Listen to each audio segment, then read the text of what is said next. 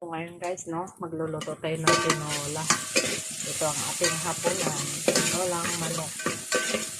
Walang sibuyas at luya.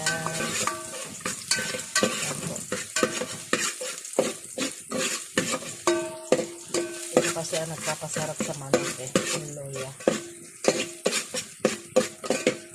Ganito rin makay guys, magluto ng tinolang manok.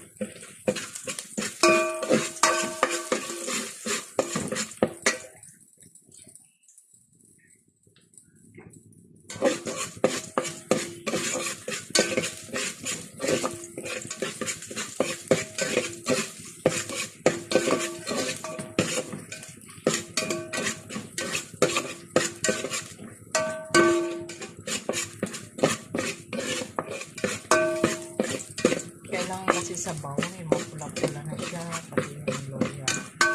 Para lumabas yung katas niya, yun ang nagpapasarap sa tinola. Thank you guys. So yan, so brown na siya. Ilog natin ang ating manok.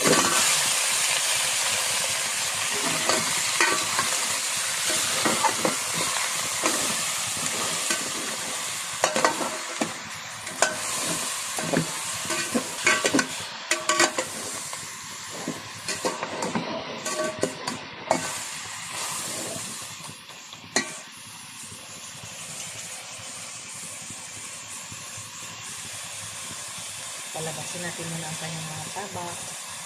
Huwag natin lagyan ng sabaw para lumabas yung kanyang lasa.